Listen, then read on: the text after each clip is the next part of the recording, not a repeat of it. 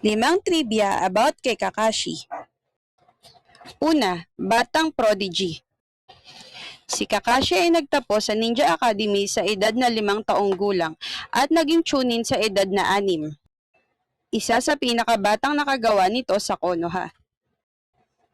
Pangalawa, humiwa sa kidlat, Raikiri. Inimbento niya ang Chidori nang mabigo niyang ihalo ang kanyang elemento sa Rasengan. Tinawag itong Raikiri dahil literal niyang hinati ang kidlat gamit ito. Ikatlo, dahilan ng takip sa mata. Hindi siya Uchiha kaya hindi niya ma-turn off ang kanyang Sharingan mula kay Obito. Tinakpan niya ito para hindi maubos ang kanyang chakra. Pang-apat, certified romance fanboy. Ganoon na lang hilig niya sa adult romance na novel series na Jiraiya na Icha Icha. Binabasa niya ito kapag nagtuturo siya sa Team 7. Ang kahangahangang Susanoo.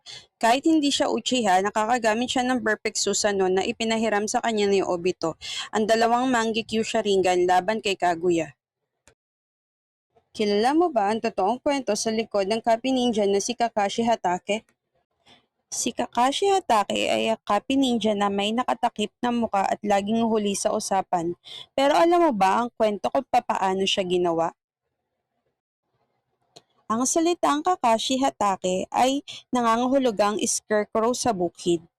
Bago ito napili ng creator na si Masashi Kishimoto, pinag-isipan muna niya ang mga pangalang Kama o Karit at Inotake o Kabote.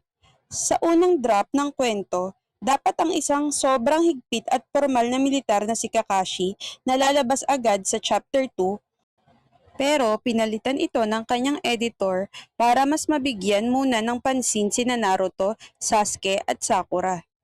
Bakit nga ba may takip sa kanyang muka?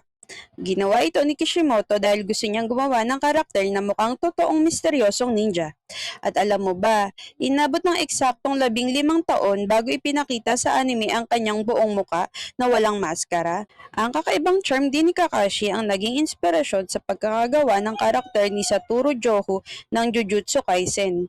Sa huli, si Kakashi Hatake ay hindi lang basta isang guro o isang malakas na ninja. Isa siyang patunay na kahit gaano kabigat at kadilim ang iyong nakaraan, maaari mo pa ring piliing maging gabay at liwanag para sa iba. Mula sa pagiging isang simpleng scarecrow sa bukid, naging isa siyang pinakadakilang pamana sa mundo ng anime. Ikaw, anong paborito mong Kakashi moment? I-comment mo naman sa ibaba at huwag kalimutang mag-like at mag-subscribe para sa marami pang kwentong pang-anime. Salamat!